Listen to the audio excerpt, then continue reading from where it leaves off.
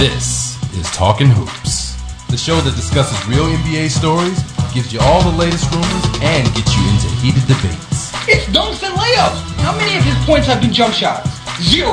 Not 2, not 3, not 4, not 5. 0. It's not happening. Not in this NBA. Maybe in the fantasy NBA that they're playing in, but not in this NBA. We're going to challenge each other in practice. We talking about practice, not a game. Once the game starts, it's going to be easy. You better get off whatever you're smoking. Strap in, get your popcorn, put your headphones on. This is Talkin Hoopz. It's really good to checking out Talkin Hoopz. Talkin Hoopz. Talkin Hoopz, the official talk show of NBRPA Miami. Talkin Hoopz starts right now. Talkin Hoopz. TalkinHoopz.com.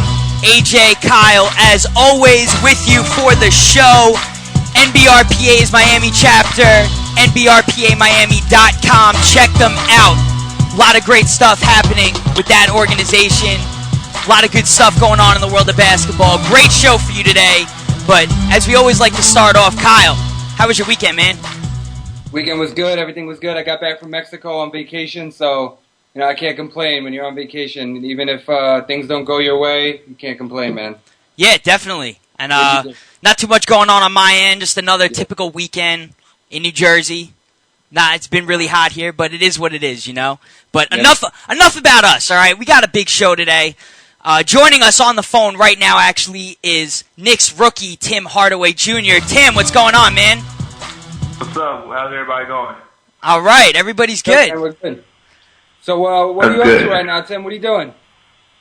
Man, not much. I'm in Miami right now, just chilling out, working out with my father, working out with my trainer, and just getting ready for this upcoming season. I went back to school at Michigan, and was there for a basketball camp this past weekend, and I was just there showing my support. I know Michigan fans love you, and Knick fans love you. AJ and I were talking during the draft. It's been a long time since we've seen fans cheer a Knicks selection in the draft. Yeah. They love you. Knicks fans love you. We thought it was a great pick. I was actually texting AJ right before they took you. I said, Hardaway Jr. is definitely going right here. There's no way the Knicks don't take him. Nobody's going to believe me. Spike Lee was excited. Spike Lee was even excited. It was a huge day for the Knicks, man. And like we said, everybody usually boos. The commissioner's getting booed. Everybody's getting booed. Your name gets announced. And, hey, every Knicks fan on the planet is thrilled, happy, and Spike Lee jumps out of his seat. I mean, what did that feel like? What was going through your head when all that happened? Well, I couldn't hear how loud they were while I was watching it on TV back at home, but my family members and my friends and family were just as loud, I heard, and I couldn't even hear the TV when my name was called because my family were in my ear, my sister was in my ear, my mom was in my ear, everybody was yelling. So when everybody was telling me after the draft, like, hey, did you see YouTube? Did you see how crazy the fans were? And I was like, I guess it was just the Michigan alumni and everybody that went to Michigan, that support Michigan very well in that area of New York. It was crazy. It was great. I'm going to tell you, New York fans, Knicks fans in particular, they know basketball players when they see them. And I'm sure you know that. New York, huge basketball culture here. So they know what a good selection is. So that's not just people cheering because they recognize your last name from your father. That's people who know what they're cheering for. So, we're very excited to have you in New York. But those cheers, I think everybody got a little nervous when you hurt your wrist in Las Vegas. Yeah. How's the wrist? Yeah. What's the injury update? Oh, I'm fine, man. Nothing too big. I was working out today with it, and it felt great. I'm happy that the recovery went well, and I'm just ready to get back on the court. That's good. That's good. And, it's funny. We talk about the Summer League. A lot of stuff goes on, free agency, all that stuff. Meta World Peace, now a Knick. I know he was hanging out. Did you get a chance to meet him? And is he as crazy as everybody says he is? Man, Meta World Peace is a nice guy, man. He's the ultimate teammate, I heard, and he's ready to work. I talked to him, and he told me, look, we're ready to work. Once you get back to New York, we're going to get in the gym. We're going to get some reps up. We're going to do a lot of drills, and we're just going to prepare for the season.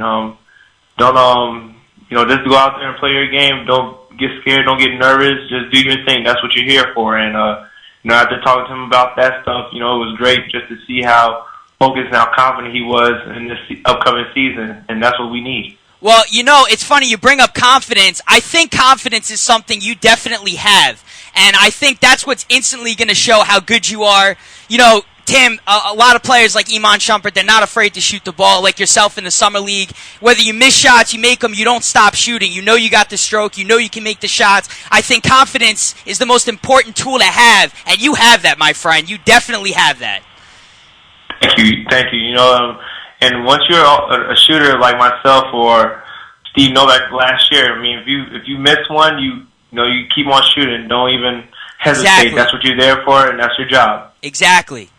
Yeah, I love that half-court alley-oop that Shump threw to you. That was a great highlight. Knicks fans loved that. I mean, that was a great play. We got to see some of your athleticism. That's the one thing I think that really stood out to me. In the limited minutes that you saw, you got to the rim and you were really aggressive. I thought maybe you were gonna try and shoot a lot and get that going, but you were very aggressive to the rim. What have you been working on this summer? Is that something that you're trying to do now, is get to the rim a lot, or what have you been working on? Yeah, I'm trying to get to the rim a lot more, and you just try to work on what you need to improve on. What I need to improve on is I'm getting to the basket, my ball handling skills, and defense. So I'm just trying to focus on those three aspects. The biggest key is the 3-second. Defensive 3 seconds. In college you can camp out in there as long as you want. At the next level you can't. So I was just trying to focus on that and just focus on getting to the rim. The floor is a lot spread. No one could camp out in the paint, and it makes it a lot easier if you make one move to get there. You just got to finish it.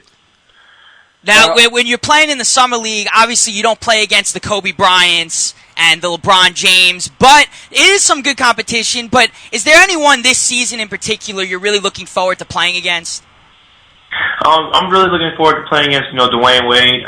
Ever since I was in Miami growing up, 6th grade, 5th grade, that's when he got drafted around that time, and that's just been an idol of mine ever since I was growing up, and just watching him play and produce as a ball player every year.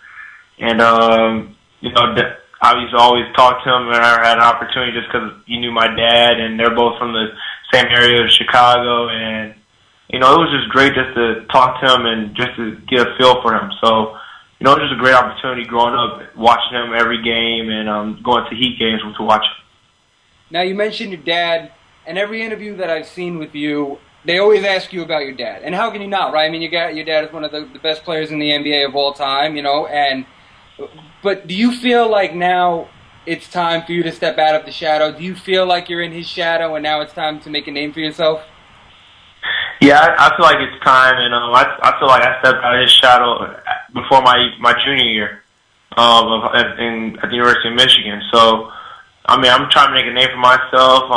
It's great, obviously, that everybody tries to compare us to, but we're not the same type of player at all. Right. I'm 6'6", he's 5'11". He's a point guard. I'm a 2-guard/3.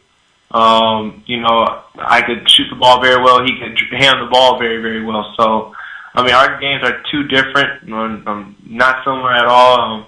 But we both have that killer instinct and that mindset to go out there and just play as hard as we can. Did you ever dunk on your dad? Do you have that height advantage? Have you ever thrown it down on Tim Hardaway Sr.? No. One time I got to the rim, and it's a funny story. I got to the rim, we were playing one-on-one, and I blew by him. And then after that, I tried to dunk. And as soon as I went in the air, I didn't go nowhere because he was holding on to my jersey. And he was like, "No, you're not going to dunk on me." No, I never had an opportunity to dunk.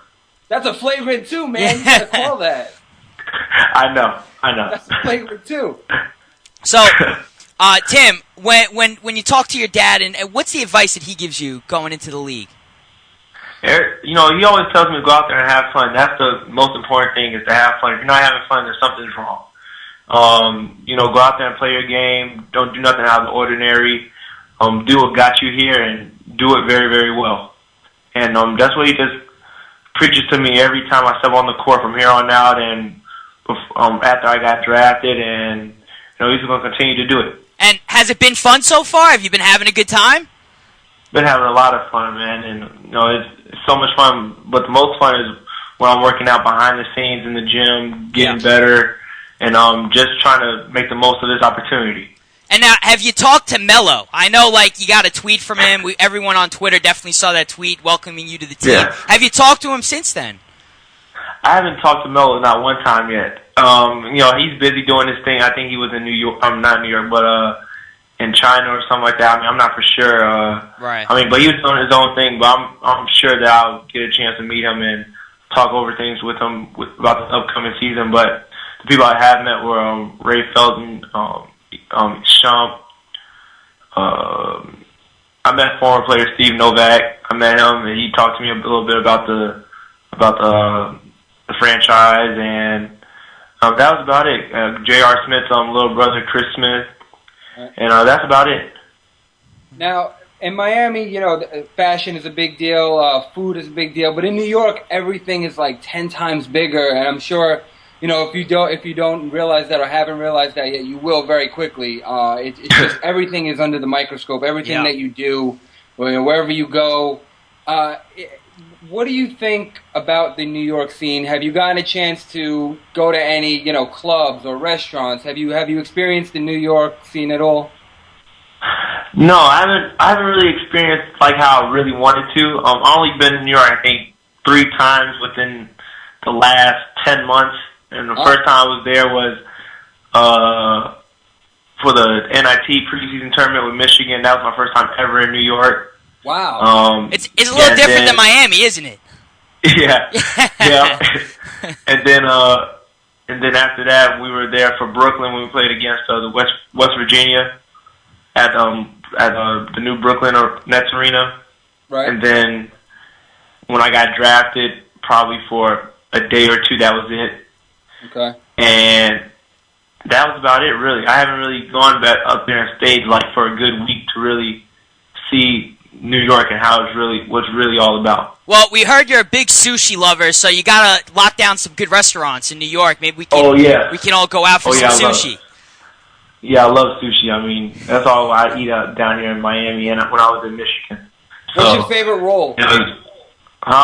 What's your favorite roll? We have a place called Raw Sushi down here, and the Las Vegas roll is really good. Vegas roll. Shrimp tempura, spicy tuna. I'm down to try anything, really. Kyle, you jotting this down? You got to try all this stuff. Because my palate can't handle that. When I go, I get the salmon and avocado roll, or I just get something very basic because I can't handle. I don't mess with all of that. Do you cook at all? Are you going to be going out for food all the time? I'm not. I don't know yet. I really like to go out and try new things, different restaurants. Check out the scenery a little bit.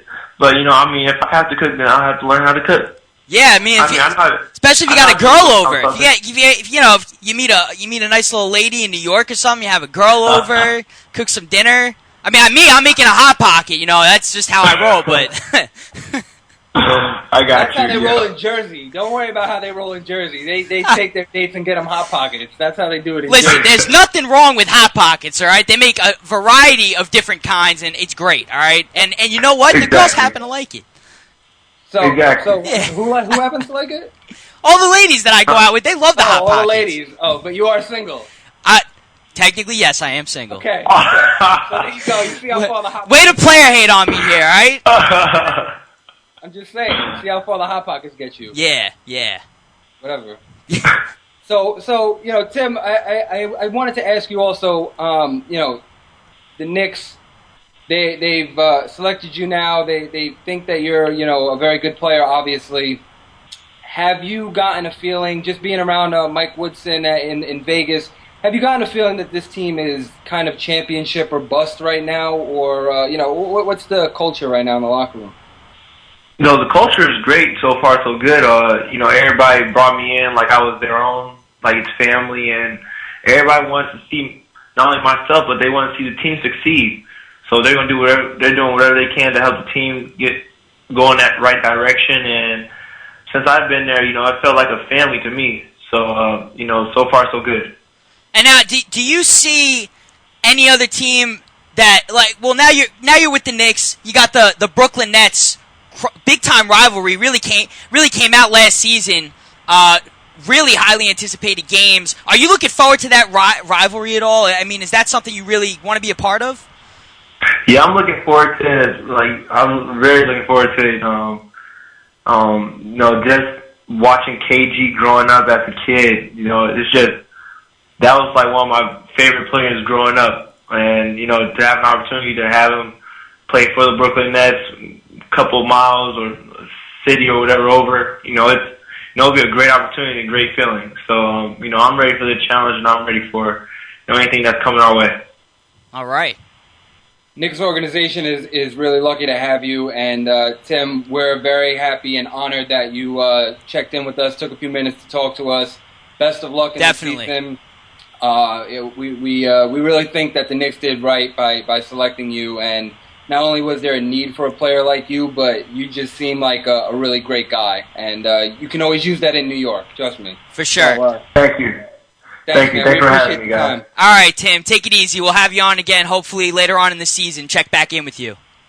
All right, thank you. All right. All right, man. Kyle, a lot of big stuff happening in New York. Tim Hardaway Jr. is now a Knick. His college career, it's behind him, and he's going to hopefully have a really great rookie season. It looks like it's going to be. I think he will. I mean, I'm a little surprised that he's only been in New York 3 times in his entire life. Yeah, it's a little shocking. His father made a living killing the Knicks, just coming into Madison Square Garden and doing what he does. And, his son doesn't want any part. He's only been here 3 times. So I think he's going to love New York, though. If he loves Miami, he lives in Miami. New York isn't, the culture is very the same almost. A lot of fashion, very, very into music and culture, and that's how New York is. It's very diverse, and I think he's going to soak it all up. But the most important thing here is that he's good. I mean, he's a good guy, and he's a good player. Definitely. And, I like what he said about Meta. Meta's a great teammate. That's what we've heard from Kobe. For him to kind of confirm that, say he's the nicest guy, that's awesome to hear. I actually going to Knicks camp as a kid. It was college week. Got a chance to meet Meta. When he was Ron Artest, played at St. John's College Week, came into the camp. He was also a really nice guy when I met him, so it was good to hear that. And, is maybe a little slightly crazy from some of his antics that he does off the court, his interviews and all that stuff. But seems like a lot of fun, and, it was cool. It's great that the Knicks have him on board as well. Oh, yeah, and it's always good when you hear a veteran takes a rookie under his wing because – Look, Tim, he hasn't been in New York, right? He hasn't experienced the NBA scene. He hasn't even spoken to Melo. Right. I mean, he hasn't even spoken to Carmelo yet. Yeah. So you put all of that in the bag, and it could get overwhelming. So when you have a veteran who's won a championship, who's established in the league, respected, take you under his wing and say, hey, look, I'm going to do this with you, and you should do this, that goes a long way. Definitely. Now, I'm not in the league, but I can understand that goes a long way. Definitely. So the Knicks, look, for everybody that's saying the Knicks are the 5th best team in the East, behind the Bulls and the Heat and the Pacers and the Nets, that's all well and fine. But when you put all the factors in, they lost Novak, right, who didn't contribute anything down the stretch. Right. They lost Copeland, who barely played during the season. Yeah. And Jason Kidd, who disappeared in the playoffs. No, I agree. So, and Marcus Camby, who disappeared almost the whole year. He wasn't there. If anything, they got better. They didn't get worse. And for all those, they had Meta, right? And they had Andrea Bargnani, right? And if you look at the Knicks' problem in the postseason, it wasn't defense. It was that they couldn't score. Yeah. It was Melo or bust. JR couldn't get his shot. Right now, we know he's injured. And the injuries. You talk about injury. Injuries were huge. And Chandler was hurt. J.R. Smith was people are already counting the Knicks out also, that they're not going to finish one of the top 2 or 3 seeds in the East. And it's like, listen, regular season has not been an issue for the Knicks. The last 2 seasons, it's not been an issue for the Knicks. It's the postseason. It's the performance in the postseason. And if they can have all those guys healthy in the postseason, Melo's not injured, JR doesn't have fluid in his knee and all that, and Shumpert is up to par from start to finish. Hey, I think we got a good shot here regardless. I really, really believe that. I think that Shumpert and JR and Hardaway Jr. are going to be huge for the Knicks because Melo needs somebody to score. He needs somebody else who can score. And Bargnani, I don't know what he's going to give, right? He really fell off last year. I know he was hurt last year, but his scoring fell off. Amari Stoudemire, there's no guarantee with his health. So these younger guys in Hardaway, C.J. Leslie, who they also picked up after the draft. They signed him as an undrafted guy. Yeah. These guys are going to be counted on to score. That's what they're brought in for, their athleticism and their ability to score. Yeah. You know, the Knicks, when they're healthy defensively with Chandler and Shumpert, they're fine defensively, but offensively, that's where these guys are going to come in. Definitely. All right, we're going to take a quick break. When we come back, talk some free agency, All right. maybe a little more Knicks. It seems to be a Knicks-themed show, and a lot more. Stick around. Talkin Hoops, talkinhoops.com, AJ, Kyle, NBRP's Miami chapter, NBRPmiami.com. Don't go away. Don't foul out. Talkin Hoops will be right back. I'm Mark Sanchez with a message for women. This is the actual sound of my heartbeat. I'm sharing my heart to let you know that the symptoms of women's heart attacks can be different from men's. Please learn more. All it takes is a few minutes of your time in return for years of healthy life. That's a deal even my agent couldn't negotiate. Cover your heart. Learn more. CBS cares.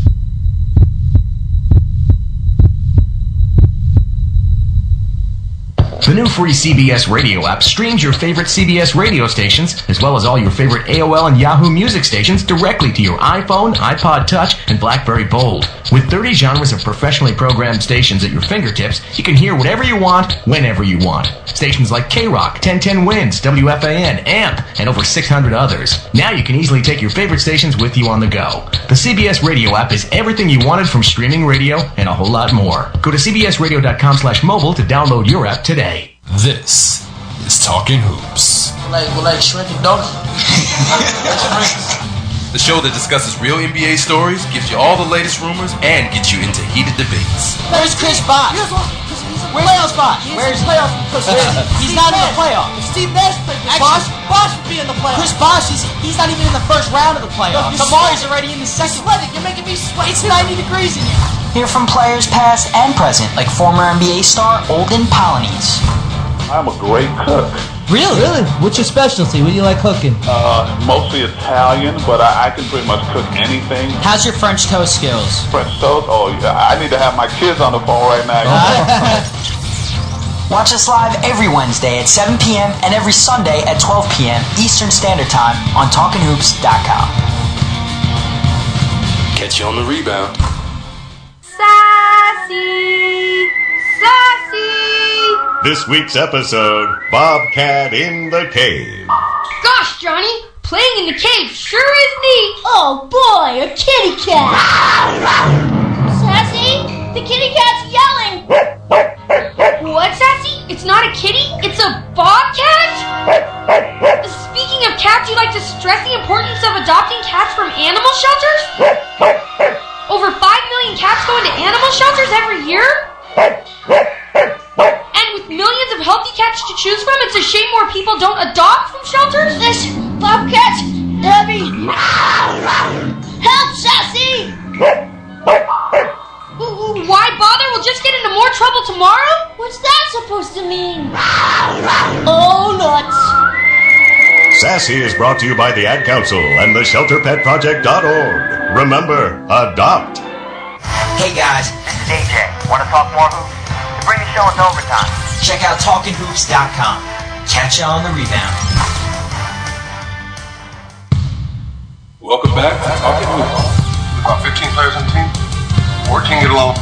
Now here's a guy who likes to dunk on his 8.5-foot rim. Take it away, AJ. We're back. Talkin Hoops. TalkinHoops.com. AJ, Kyle, NBRPA Miami chapter. NBRPAMiami.com. Getting back into the show. If you're just joining us, we just had Tim Hardaway Jr. on the show. Great interview. Great guy. Great kid, you know. Really great guy. And Knicks fans, you got something to be excited about for sure this season. But a lot of other movement around the league. Not just the Knicks signing Tim Hardaway Jr. And there's a couple of free agency moves here going on. What's the update, Kyle? Yeah, man, it looks like DeJuan Blair. There's a name that you don't hear at all during this whole summer, right, from free agents. Yeah, but DeJuan Blair was, in fact, a free agent. Yeah. He may not be playing with much ligaments in his knees, but he was a free agent. And now, according to multiple sources, including DeJuan Blair, who tweeted out Dallas, So he's headed to Dallas, Dwan Blair. It's probably a 1 year on the vet minimum, but Dallas is looking to accumulate these big bodies. They're still waiting on Greg Oden. Yeah. Greg Oden has narrowed his search down to a few teams. You got the Heat, the Pelicans, the Mavericks, all these teams that are clamoring for Greg Oden to join. I actually think Greg Oden would be a really good fit with the Pelicans because on the Heat, Chris Bosh, they may move him back to power forward for 20 minutes a game so Greg Oden can play, but Greg Oden doesn't really fit that system, I think. No. They're more up and down team, and that's not really his game. Right. So if he wants playing time and probably more money, because I don't think that he can offer him more than the vet minimum. If he wants playing time and more money, then the Pelicans is where you got to go. Yeah, especially when your future teammates, if you join the team, are already reaching out saying they're really excited to play with you. So, that alone, you're wanted. That's a good team. Nothing wrong with already being wanted by a team either. That's always a plus. So and the Pelicans are a good team. They're going to be a really good team next year, and that's what they're missing. They're missing a legitimate big man. Right. I mean, a pretty good team. I wouldn't we're not talking contender here, but hey, but I think they'll make the playoffs. Yeah. I think they're a 7-8 seed in the West. Yeah, and if they do a little bit better than that, I don't think it'll surprise too many people, only because of the talent that's on that team. And you know what? If Austin Rivers can get it together, that's another weapon. He had a great summer league. I mean, that's what I mean. If he could get it together, last season, not the best. Very low shooting percentage for a guy who shoots. Let's get it together here. But if they get him on that track also, and like you said, he had a great summer league, some positive signs already for New Orleans. That's big. That's big. Right. And they need, they got Anthony Davis, who was the first-round pick last year. They've got Ryan Anderson, who was one of the best three-point shooters people forget about Anthony Davis. The guy was injured a lot of last season. Yeah. When he played, you saw signs of greatness. You saw signs of him just being a rookie. But overall, I mean, this guy's going to be good. And he's got all the experience right now playing on the USA team with LeBron, Wade, and all those guys. So, that's big. That's big. Yeah, and Ryan Anderson, one of the best three-point shooters in the league. Drew Holiday was coming off of an all-star season, and he's only 23 years old. And I still can't believe that trade. I still can't believe the Drew Holiday trade. Just let him go for Nerlens Noel, who, one, you don't know if he's ever going to be the same after ACL injury, and two, might not even play this season. Right. What's the point of Nerlens Noel? They said he can come back December, maybe January, right? Yeah. The Sixers aren't even going to be competing for a playoff spot. So why would you bring him back at all? Right? Yeah. If an ACL surgery for a big man who makes his living above the rim and blocking shots and tipping shots in and dunking, give him all the time he needs. Look, Derrick Rose needed a very long time to recover. Give it to Nerlens Noel. Yeah. Why rush him back, And that might not be rushing him back, but if you're not going to be competing anyway, what's the point? No, I totally agree. And then they got Drew Holiday. Then they signed Tyreke Evans. Eric Gordon is still on the team. That is a team that's not going to have a problem scoring. Defensively and rebounding, I think, is their problem, which is why Greg Oden would be so good. Yeah, definitely. And now, last week we talked about Denver. We talked about Nate Robinson going to Denver. He was one of the last point guards on the market. But people forget there's still two other pretty solid point guards out there. No one's talking about them. You got Mo Williams, and you got Brandon Jennings. What about Sebastian Telfair and Delonte West? Well, yeah, but I'm talking about name guys here, bigger name guys. Okay, big name guys. I'm looking at Brandon Jennings, and I'm saying, why is this guy still without a team? What's that? Why is he still? Is he resigning with the Bucks? Is he going elsewhere? What is his deal? Well, the last reports that surfaced was that he was seriously contemplating taking that qualifying offer from the Bucks.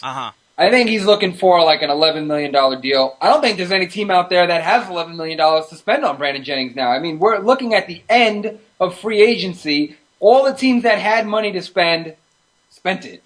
Yeah, pretty much. Had money to spend, they spent it.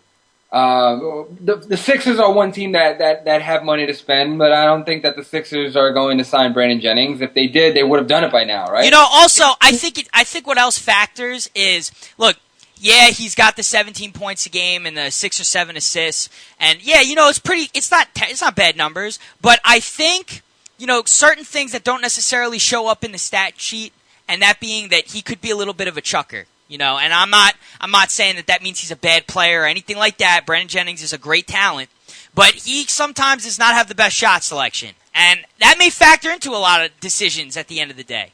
And I said it at the end of the day. At the end of the day. Not at the beginning of the day. That's right, at the end of the day. At the end of the day. Listen, Brandon Jennings, like I said, if somebody was going to spend $11 million on the guy, yeah, it would have been done by now. I don't think he's going to get it. Maybe he's looking now for $7-8 million. I don't know what he's going to get. I think his best thing is to return to the Bucks for a year and try it again next year. Yeah. Next season, everybody's making a big fuss about the free agency because Melo, LeBron, Wade, Bosh, they can all hit the open market. But not if they don't want to. No. Next year could be a complete flop in terms of free agency if all these guys decide to stay. Look, the big three decide to stay another year in Miami, and Melo decides to stay with the Knicks. You got the top 4 free agents staying put. No, I completely agree. Yeah. Well, Dang is working on an extension with the Bulls, right? Then that takes another name off of free agency. Yeah, that free agency. I think Dirk and Tim Duncan and Nowitzki might be free agents next year. Yeah. So you're looking at that, and maybe a few other names, but the biggest names: Melo, Wade, LeBron. They can all choose to stay put. They don't have to go anywhere if they don't want to. Yeah. No, completely agree. But so there might be a lot of money to spend. Yeah, no, definitely. And I want to talk more about Mo Williams though. This guy's still a free agent, okay? He averaged almost 13 points a game last season, over 6 assists. I find it very interesting that he's not being offered more money than what people are wanting to give this guy. All right? I know he's got to be late 20s, early 30s. I know age may play a little bit of a factor, but come on. I mean, this guy still got solid numbers. Numbers. Again, what kind of contract are you looking for? We're at the end of free agency. I know. They have money to spend. They just don't got it anymore. Right? Yeah. And Mo Williams is 30 years old. It's just surprising that a guy like that, he just hasn't been picked up yet. I'm a little surprised that Utah and him didn't find some type of an agreement because Utah. I think they're going to go with Trey Burke at starting point guard or shooting guard. That's what they want. And nothing's wrong with Trey Burke. He was one of the best players in the draft. Right. He's a rookie. That's a lot of responsibility to give to a rookie. Right. To start, and not only start, but possibly be a point guard or a shooting guard. Right. You got to handle the ball. You got to make decisions in that role. Yeah. No. Definitely. And I know Mo Williams has been linked to Memphis. I know he's been linked to the Heat. And if he goes to Miami, to me, it's just unfair. Once again, it's just unfair. All these guys. Anybody that goes to Miami is just unfair at this point. Anybody if they added me, it would be unfair. Yeah, at this point, yeah, pretty much. It would be unfair if they added the kid. Yeah. No, definitely. Said it. Yeah. Well, with them amnestying Mike Miller, that frees up a lot of wiggle room for them so they can, retain guys, past, this season. They can do some things with the cap space now that Mike Miller is gone. And that was a big loss for them. I think that's kind of been understated a little bit. I think it is a big loss, but I think you'll see other guys that didn't play as much last season, like Rashard Lewis. Maybe he steps up his minutes and gets a little more playing time, and now he comes through in clutch situations with some threes and stuff like that. They got a lot of three-point shooters on that team. Look, we forget about James Jones. Though he doesn't play, he's a good three-point shooter. Oh, he's a great shooter. Exactly. So, they still got some weapons. I think Mike Miller being gone, maybe they felt if they're not going to add another piece to fill that void, maybe they just have confidence in who they already have on that roster to step in and just up their minutes a little bit, especially when guys like James Jones didn't play that much. They got a rest last season for the most part. Right. They're not playing big, heavy minutes where they're coming in like a minute or two every other game, every couple of games. So, I think Ray Allen struggled a lot of last season, and him making that shot, what was it, Game 6, right? Yeah.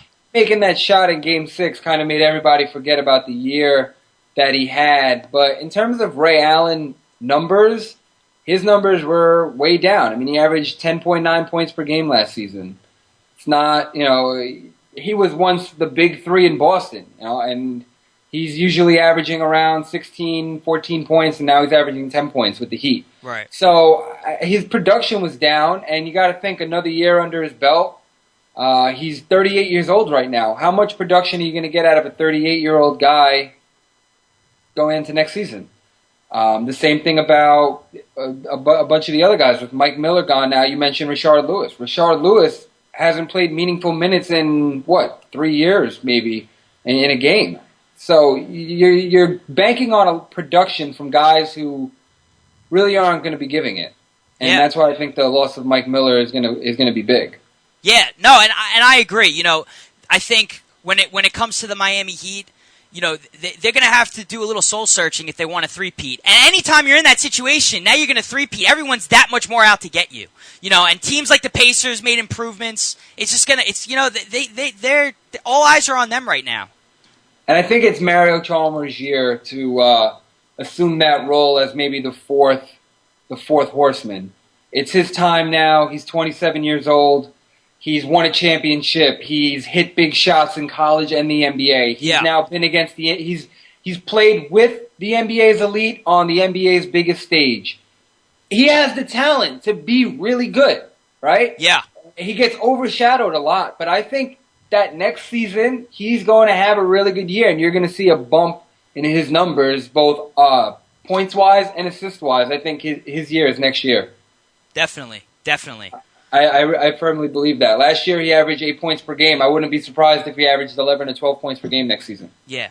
So, you know what? While we're on the Heat and while we're talking about them being, you know, obviously just the best team in the league still right now, I think I think it's safe to say that they're still probably the best team in the league. Yeah, as long as you got LeBron and Wade and Bosh, you know, there's not too much else you could do with that. So, how about where do you see the Eastern Conference right now? Like the order?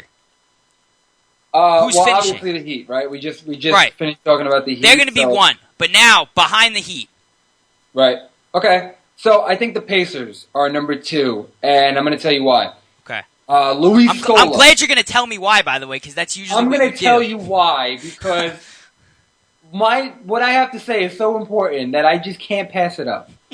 Luis Scola getting added to this team is huge, and they got him for a steal. A big steal. He's probably going to average like 12 and 8. A big steal. He's going to be a backup when he can start on almost any team. He's going to end up being a backup on the Pacers. Yeah. Now let's forget about Scola, and let's not forget about another offseason acquisition, Danny Granger. And you can call him an offseason acquisition because last year he didn't really play. Right. So they're getting Danny Granger, who's an all-star. Yeah.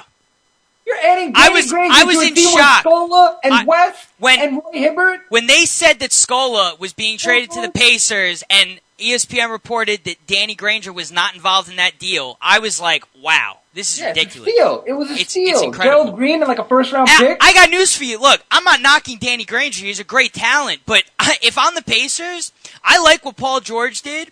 Danny Granger was injured the whole, all of last season for the most part. And they took the Miami Heat to how many games? 7. Right. So, realistically, and this is, again, did Miami Heat beat the Pacers, or did the Pacers just lose to the Miami Heat? You know what I mean? And if you have Danny Granger, why don't you trade him? He didn't play in that. Why don't you trade him? Because he's an all-star. I know, but look what you can... But player. What I'm saying is, when you trade an all-star, you don't usually get nothing in return. You know what I'm saying? You don't usually get nothing in return. Trade Danny Granger. What do you want in exchange for Danny Granger? Who knows? Just add other pieces to make them that much better. Add more pieces to their bench. Okay? Add more to their bench. Well, let's look at their bench. Chris Copeland, right? Right. Played well against the Pacers in the playoffs. Yes. And we know can score. Yes. Luis Scola, who is very capable of averaging a double-double. Yeah. And that's just their off-season acquisition. Right. They lost, I believe that they lost... they lost DJ Augustine. They did. They lost DJ Augustine, yes, right? Yes, they did. Okay, so let's look at the rest of the guys on their bench. They replaced DJ Augustine with CJ Watson. Yep. Solid backup point guard. Yep. Ian Mahimi, good backup center.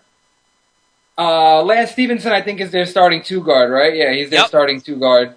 Sam Young is not on the team anymore, I don't believe. So I think we're looking at CJ Watson, Chris Copeland, Ian Mahimi, maybe Danny Granger, right? Because if you think of their starting unit, they got George Hill at the 1. And you think Danny Granger's just going to be okay coming off the bench? Is he going to complain? They were 1 game away from the finals last year. I agree, but at the same time, we're talking about an all-star here. You're going to, this is not like Amari Stoudemire accepting a role or anything. How do you know? I mean, I think he will, because you can't just blow up what you had going for you last year. You can add to it, but why would you mess with it? Yeah. So if you got George Hill at the 1, Stevenson at the 2, right. Paul George at the 3, West at the 4, Hibbert at the 5, That's your starting 5. And so now you got Granger, Scola, and Copeland coming off the bench with C.J. Watson and Ian Mahinmi. Yeah. That backup 5 could possibly be a starting 5 in Philadelphia. No, 100% agreed.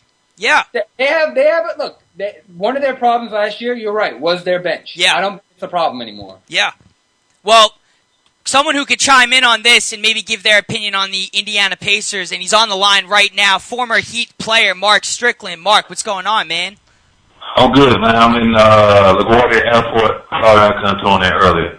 All right. No, it's all right. Hey, Mark, and for our new listeners, Mark Strickland, he co-hosts the show with us usually, but he's doing some exciting things in New York. Mark, what are you up to in New York anyway?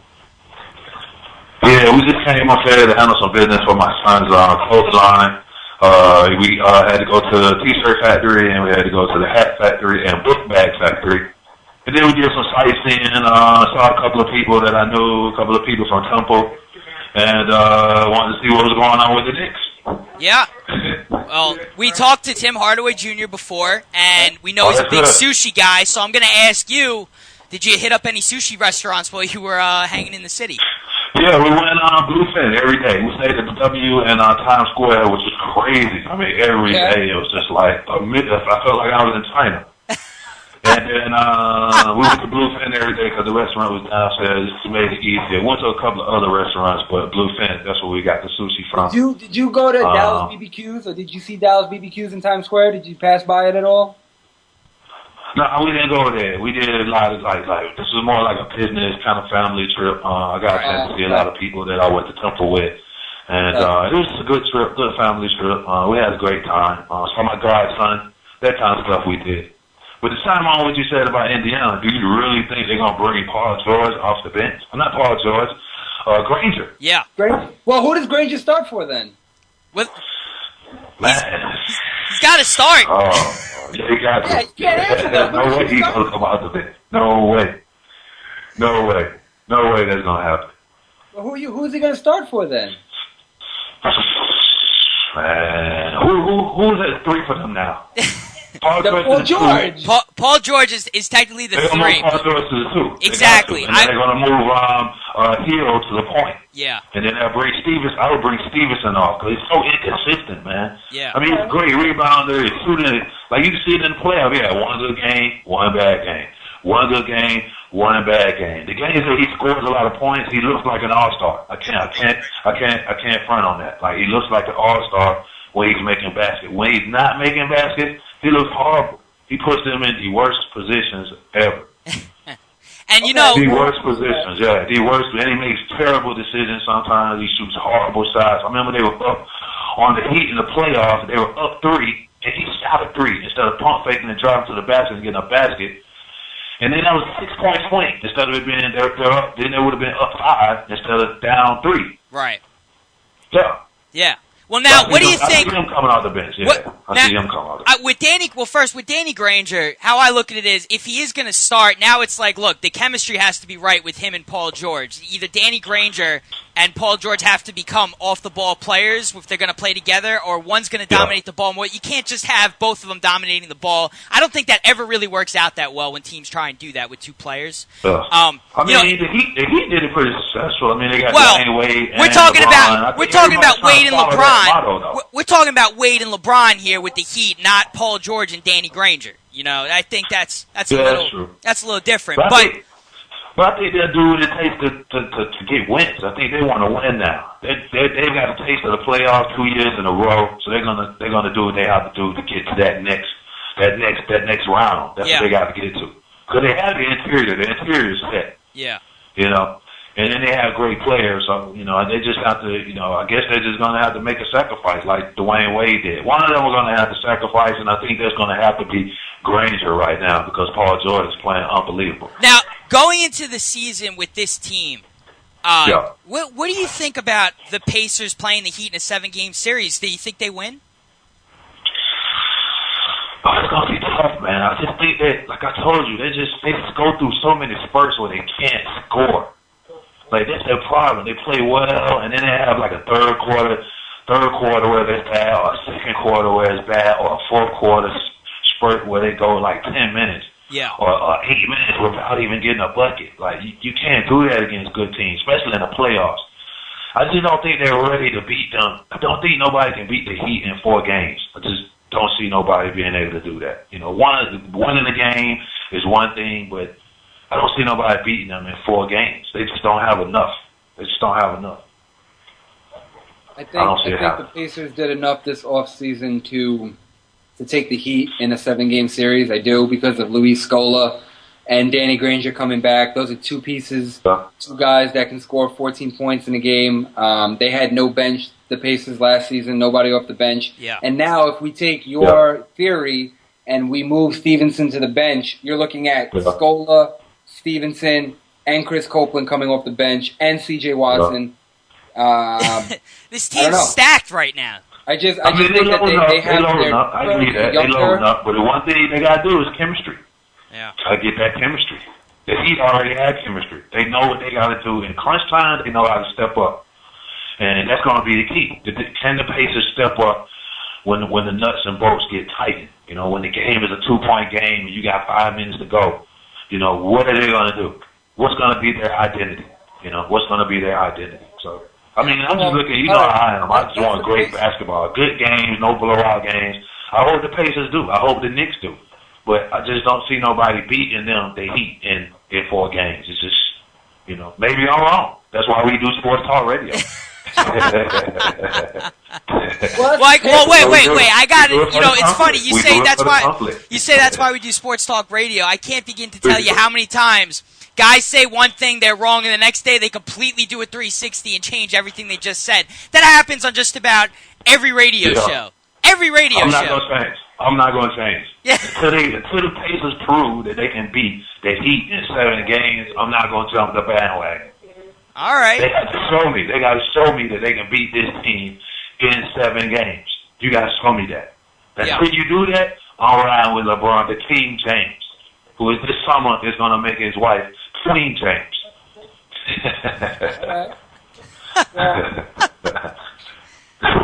The King and the Queen, they reside in Miami. That's fine. Yeah. But there's a lot of teams that are vastly improved. And I mean, really, a lot of teams are making great moves, though. I got to say that. The NBA, I can't wait till the NBA season. It's going to be so interesting this year because I think the teams are more even. The teams are definitely more even. That's a good way to put it. A lot of free agents balancing out teams. Just adding Al Jefferson to a team like the Bobcats makes the league more even. And I know they're not going to make huge noise or anything, but I'm saying you bring in just a big star, well, not a big star, but the best player they've had in God knows how long. You just bring him to a dying team, basically, and, hey, you know, they're even a little bit better.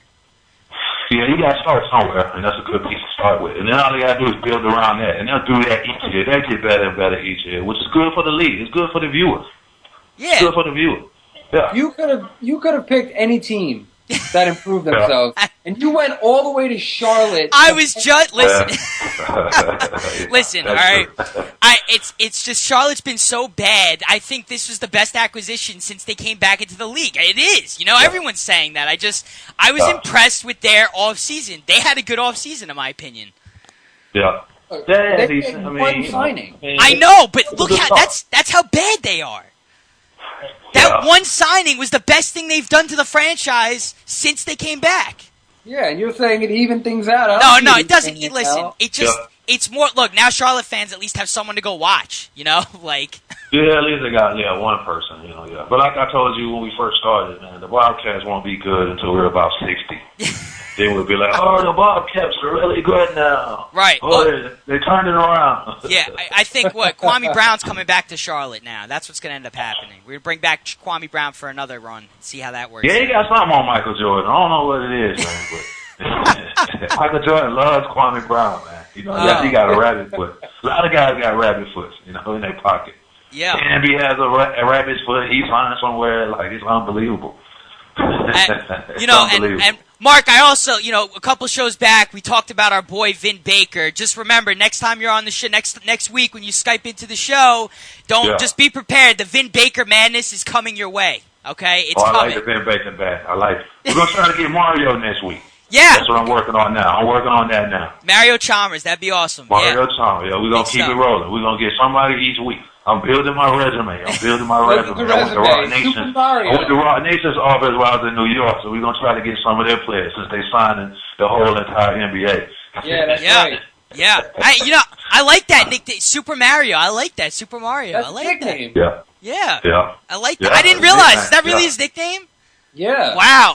Yeah. Super Mario, Wow. I love it. Yeah. I love it. Man, get with it. We were just talking about Mario Chalmers right before you got on with us, and I actually said this is the year with Ray Allen's 38. Mike Miller is gone. Rashard Lewis, you don't know what you're going to get from him. I think this is the year Mario Chalmers becomes the fourth horseman and really elevates his game. I think this is the year Mario Chalmers takes his game to another level. He's 27 years old. He's at the height of the prime of his career. I think you're going to see a big step forward for him. Yeah. I hope so, yeah. That's needed for them. They need somebody to just step up and take that spot, and then they can stop flip-flop. It's good for them to be able to flip-flop with Norris Cole because he gives them a different energy punch and better defensively. I think that's the only thing that holds Mario back, that he lacks defensive quickness, you know what I mean? So that's the thing that's holding him back. But offensively, I think he's getting the job done. And he plays well and takes the criticism from Dwayne Wade and LeBron James all the time. So I think that makes him play a little harder. He's one of those type players, what I like about him. When you get on him, he's going to prove you wrong and set you up. Right. He's not going to just back down and be like, okay, just because you're LeBron, I'm going to go into my hole and let you run the show. He steps up. Right. I like that about Mario. I like that about him. Yeah. He's confident. Now, if we shift a little from the Eastern Conference to the Western Conference, I really think the powers at the top are going to change hands here. In that the San Antonio Spurs are not going to be there next year. The Los Angeles Lakers, they already were terrible last year. They were the 8th seed. I guess they're not terrible, but while you're on the Lakers, people are still telling me that Kobe's going to come back stronger than ever, and they're just going to be the team to beat. Are you guys out of your mind? For whoever. Yeah, no, I've been saying that on Instagram, like Instagram and Twitter. Like, okay, Kobe's going to step up and prove you wrong. Like, he needs help. Yeah, it's great if he drops 40. It's awesome for Kobe. It's great if Kobe drops 40 points. But guess what? I don't think they're winning the game. Yeah, it's going to be rough in L.A. It's going to be ugly, yeah. They went through a little ugly stint where they had, like, Seth Abalos. Remember that stint they went? Like, Seth Abalos and those type of guys, and Eddie Jones was there doing that little rough stint, and then all of a sudden they got Shaq, I think, and they was just like rolling. Nick Van Exel. Yeah, they had that. It was that squad. Yeah, Nick Van Exel, those guys. They were like losing, and the Clippers were hot right at then. They had like Dominique Wilkins. And this is a while back. Everybody's talking about, we're going to Clipper game. I think they were still playing at USC at that time. Yeah. You talk about we talked about Vin Baker having a weird body type. I think Nick Van Exel could be thrown a little bit with his head size into that category a little bit. Yeah. I played with Nick Van Exel in Denver. I can't put him in there. He's a real trooper. He's a trooper, man. He's a trooper, yeah. He's a trooper. He's a real smart player. He's gritty. Gritty player. I used to love Van Exel when obviously he had a lot of good years with LA. I used to love him in Dallas. I know a lot of people forget that he actually played for the Mavs, but I loved him in Dallas. Yeah. It's good stuff. Yeah, he was good. He was a good player. I like Nick Van Exel. The other LA team is the team that's going to be, I think, the best in the Western Conference next year. They're going to leapfrog Denver, San Antonio, and Oklahoma City, and the Clippers. Yeah. I kind of agree with that. The only reason I like them because of Doc Rivers. Yeah, exactly. Honestly, even if they didn't add anybody else, the fact that they just brought in Doc Rivers, to me, changes the whole team, period. Look, obviously he brings a winning culture there. He's won a championship ring with Boston, so he has that he brings along. Yeah. Look at the roster. It's like a 2K video game that you made some cheats in and you traded for these guys. You got Chris Paul, Blake Griffin, DeAndre Jordan, J.J. Redick, Jamal Crawford, Jared Dudley. The list goes on and on. This is a stacked team. It really is. And they're going to be great. They have one of the best point guards in the league, right? And Jamal Crawford, 6th man of the year, pass recipient. Blake Griffin, rookie of the year when he had his rookie year. J.J. Redick, one of the better three-point shooters in the league. Yeah. Jared Dudley, who can score. Matt Barnes, proven veteran. It's just I love the makeup of the team. There's no weakness to me on this team, not even in the coaching staff. Yeah, the only issue is they're like a team that's been cursed. They're like one of those teams, you know? They just, no matter how good they get, no matter what, it's just, you know, the Mavericks I felt were like that for a long time until they finally won the championship. But they were a team, they could finish with the best season, you know, the best record in the regular season and get knocked out in the first round. They could, you know, They could. The Clippers were very similar in that regard. They could have a great year, great season, and do nothing in the playoffs, and it was like a total bust, you know. Or they have all this talent, and they don't even make the playoffs. You don't know, you know. But I like to think that this team is going to be a legit contender, if not the best in the West. I like to think that. Yeah, Doc Rivers going to bring defensive mentality to him, though, and that's going to make Jordan and Blake Griffin much better players because they're going to be more focused on defense instead of offense. And that's going to make him good. I mean, come on. Kendrick Perkins played his best ball for Boston. Yeah. Right. You know, and I'm not really a big Kendrick Perkins fan. Like, I think he should be playing on Sundays. This is my opinion. But, you know, hey, you know, he looked good in Boston. He made them, you know, he won a championship with them. He was an intricate part of that team when they played with Doc Rivers. And then he went to Oklahoma City. He's in and out. He's in and out now, you know. Yeah. So I think Doc's going to do great with that team. That's the glue to that team to me is the coach. He's going to be able to mold that team and make sure players are in positions where they're going to be able to succeed and not just out there, you know, Lob City. It's going to be more than just Lob City this year. Yeah, definitely. Yeah. All right, Mark, I want to wish you a safe flight and looking forward to co-hosting the show with you next Tuesday, back on track. Yeah. And, we'll be back on track. Yeah, for sure. And, you know, everyone can see the nice shiny jersey that we love that you put up on the screen right behind you because you make it look so perfect, and I love it. and I want to find out how I can get one of those hats because one of those hats that you wore from your son's clothing line, I want one of those. Yeah, for sure. And he left. Mark's still there? No, I think we lost Mark. Yeah, of course, when I want something, then he leaves. When I want a hat from him, that's so typical. As soon as he heard we love you too, Mark. We love you too, baby. Not getting any of that. Forget that. Yeah. Oh man. At least we know Mark had a good time in New York. Hit up some good sushi places and whatnot, and you know he is doing some big stuff with his son's clothing line. So. You're obsessed with like this sushi. You asking everybody if they had sushi. Dude, listen, I could use some sushi right now, man. I haven't had in so long. There's other types. I got so excited when Hardaway told me his favorite food was sushi. When I found that, I was like, "Oh man, we got to talk about this." Let me tell you, this kind of has something to do with fish because I think that's what got me sick when I was in Mexico. That's why when I began the show, and I was like, "Look, you can't really complain if you're on vacation." I was there for my sister's wedding. Right. And I got like... And congratulations again to, you know, Thank you. It's big stuff. I got ridiculously sick. I had an intestinal infection. I didn't know it at the time, but I couldn't keep anything down, right, which made me get dehydrated. I had like blood pressure 60 over something. I was like passing out. Yeah. So I spent the first hour at the wedding, went to the hospital in Mexico for 3 hours, and then made it back for like the last hour and a half of the wedding. That was the day of my sister's wedding. I got to spend most of it in a Mexican hospital. But you looked happy in the picture. Yo, because you know what? I was happy. You know, all things considered, you got to be happy on a day like that. Definitely. But I was like going to the hospital thinking they're going to have like one ceiling fan, the lights are going to be like, I didn't know what to expect going to a hospital outside the country. Right. So, but it was good. It was all good. The hospital was great. They spoke English, so there was no communication problem. So, it's all good. Well, all good. I'm gonna leave the viewers on a cliffhanger, but I was in Disney World last week. Talkin Hoopz went to Disney World. That's right, and some interesting stuff that happened while I was there, and we'll clear up a lot of rumors. But I'm saving it for the next show. We'll get right into that with Mark at the start of next Tuesday's show. That's funny. I know Mark's also a big Disney guy, but we may even have a little bit of video to show from the trip. So definitely, Disney guy. Yeah, I know. Yeah, Kyle, I know you're a huge Disney guy. Why don't you say that? I forgot. All right, I forgot who I'm dealing with here. I forgot Mr. Pixar himself. Yeah, that's you right. belong in a treat picture. Also, so when you bring up your little Disney story, I have a treat for that. Yeah. Bam. So get ready for your own cliffhanger. Yeah. All right. Wrapping up the show. Great show today, man. Hardaway Jr. joining us. If you're listening, thank you again for coming on the show. Great show. Love to have you on again. Yeah, had Darrell Wright just signed with Portland. He was on last week. Check that out. That's on the website. Great interview with Darrell. Talked a little 2K sports video games. But until next time, For AJ, Kyle, NBRPA Miami chapter, that's National Basketball Retired Players Association's Miami chapter. Check them out, nbrpamiami.com. But for AJ, Kyle, saying so long, see you next time, catch you on the rebound.